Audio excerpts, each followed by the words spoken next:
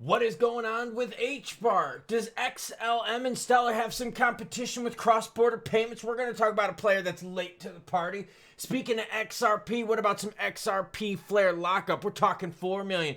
We'll talk price action and, well, I'm back home. I'm tired as hell. I haven't slept in over 24 hours, but I'm back home in Los Estados Unidos. I say lots of naughty things, so here's your warning. ¿Cómo está, muchachos and muchachas y chapins? What's up, everyone? I'm back home in the studio, and let's see if I remember how to use this thing.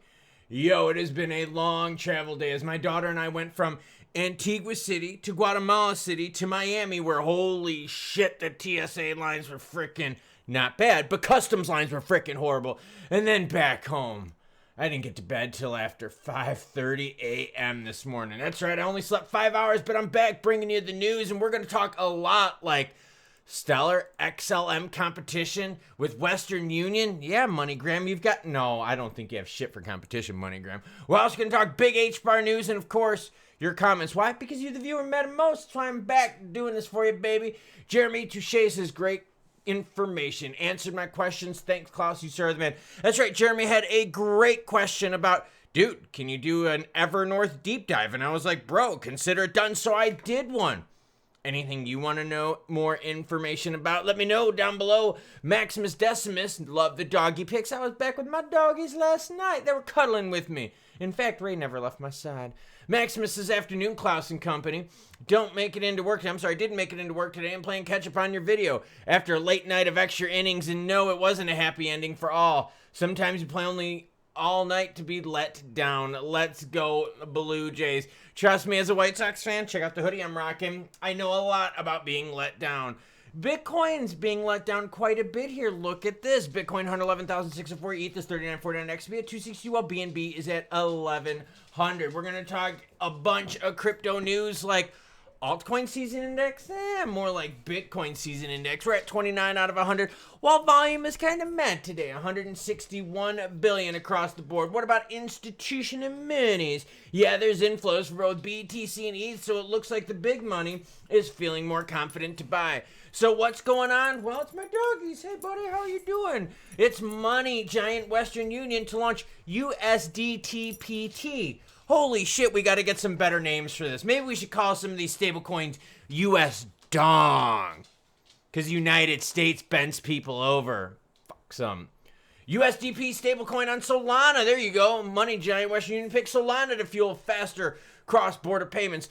In a Tuesday joint press release with the Solana Foundation, Western Union revealed that the new digital token will be called the US dollar payment token. God, we need better names. The stablecoin will be issued by federally regulated digital asset bank Anchorage Digital. Golf clap on that. I do think that's really good. Yo, we should use our big crypto partners. This partnership allows us to bring the benefits of digital dollars to our network and reach virtually every corner of the globe. See, he's not a fucking flat earther. That's from CEO Devin McGranahan. With Anchorage Digital as a one regulated partner in Solana's blockchain technology, we're taking a meaningful step towards faster, more efficient, and inclusive payments for our customers. News comes days after Western Union reported its quarter 3 results. Pretty cool, isn't it? Digital wallets and account-based payouts now make up more than 50% of Western Union's digital transactions. See, I told you crypto adoption is growing. This is what regs can do for you.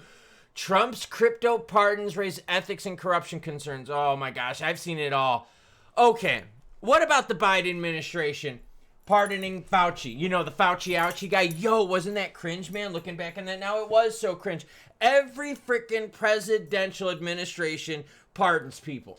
Every presidential administration pardons people that we all think shouldn't be pardoned. Every presidential administration gets money to pardon people because that's how it works. When you have a lot of power, you can do what? A lot of things that people don't like. So here, I don't think this is a big deal, but let me ask you a question.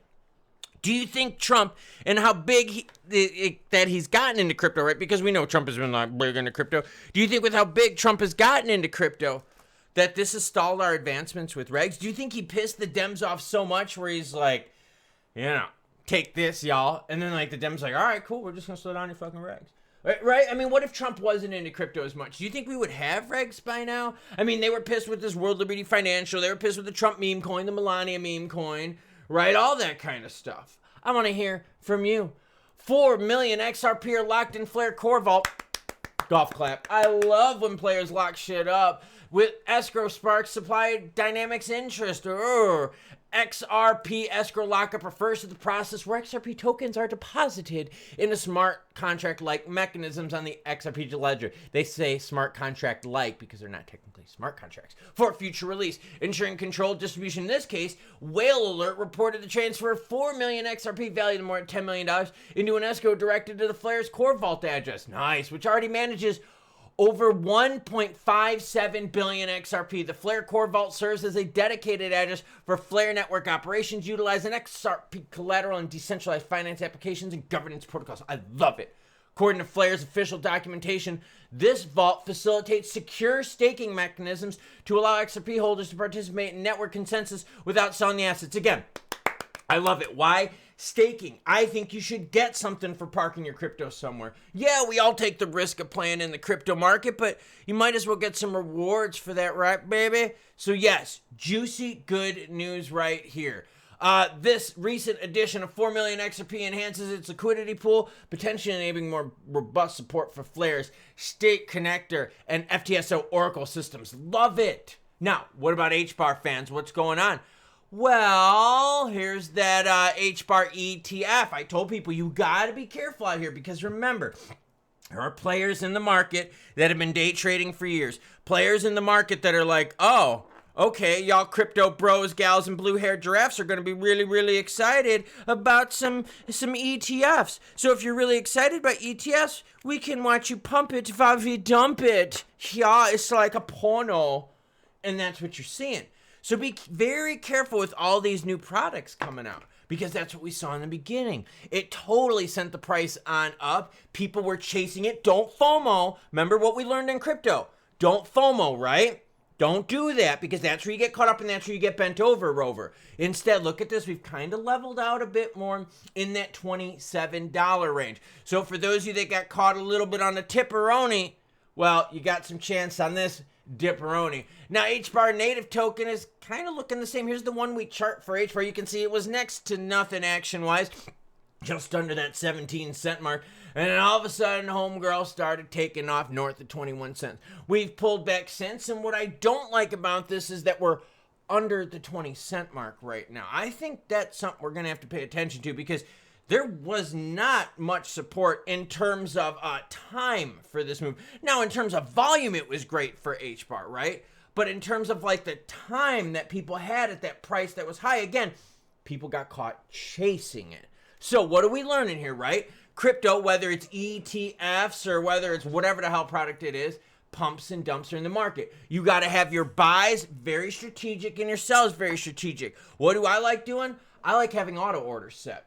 That way, if an exchange locks me out, I can still get in on that action. And I don't chase the bottom or the top. I try to play within and always keep my margins sound. Now, HBAR right now sitting at 19.75 cents. That's the 1 week chart. The 24-hour chart shows what? Some support north of 19 cents, which is great, but a rejection at 20.5. Hey, Ray, what's up, sweetheart? Yeah, oh, my doggies. Oh, I love my doggies. Now we've got the chart of XRP up on the screen. Volumes right now at $1 billion. A steady uptick over the last week. About 10% up in the last week right here. XRP fans are waiting to see what's going to happen with this Flare lockup action. And XRP fans are also waiting on the regs. Why? Because we know a lot of banks and players are going to use it once the regs happen. Just like Western Union, who's how many years late to the party compared to MoneyGram? Yeah, exactly. See, once get the regs, some players have to wait until the regs happen and jump in, and I think that's going to be the same that happens with XRP, HBAR, selling a bunch of others out there. So the regs are the key. But did Trump piss off the Dems so much that we won't be getting regs in 2025? And even though I'm Santa Claus, I don't know if I have enough power to convince Congress? Yeah, the Pumperonians, the Dumperonians, how do you do it in crypto? It's nothing new, right? No, it's not. So don't get caught in the FOMO because remember, there's always going to be channels out there that are like, bro, we're melting faces here. I'll do the cringe look for melting faces, right? They want you to think that things only go up, but what have we learned in this market? Players take profits. Dips and tips. Pumps and dumps, the name of my OnlyFans channel. Why do crypto-related porn? No, that's not true. I don't do that. I don't have one of those. But if I did, it would be crypto kind of puns all thrown in there. But yes, we're learning that everything in this market is moving that same way, right? Whether it's the ETFs getting the pumperoni and dumperoni. We saw what happened with Circle too, right? Circle's IPO was super juicy, and we saw it, wah, and then kind of, right? So it's everywhere. And we've seen that. That's even with native token. I mean, think about it. Bitcoin's pulling back. ETH always kind of pumps over 400, kind of poops them back down. We've seen that with XRP above 3,000, come back down. HBAR Xlm, come back down. XLM, right? You've seen their chart? Yeah, go to the one-year chart of XLM. Go to the all-time chart for XLM. Yeah. So, be careful out there. Don't fall for the FOMO. Have a plan. Know what your goals are. Before you get into any play, know what you want, right? Your expectations for profits. Know what you can tolerate to lose. And know what your time frame is. You get those three things figured out. You have them written down in a nice little nerdy book right here. Well, guess what? You won't be caught with FOMO because you'll have a plan.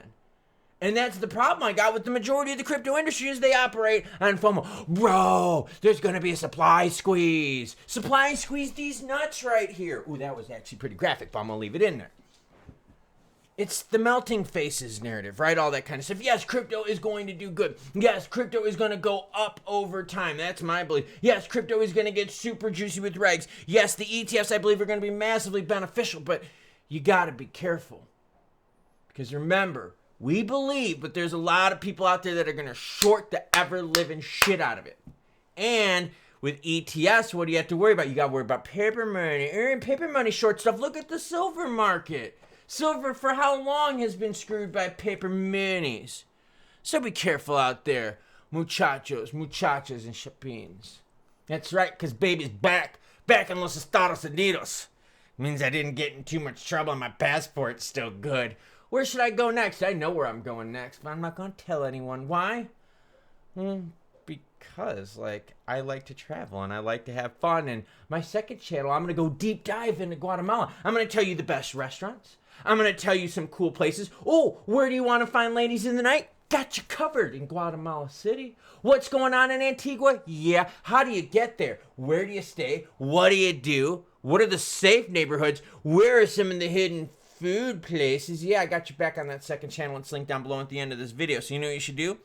You should watch every video on this channel, then go to that channel, subscribe to it, and check out those shorts. And I'm going to be making long-term content, and I got the vision for the Pop-Tarts demolition video.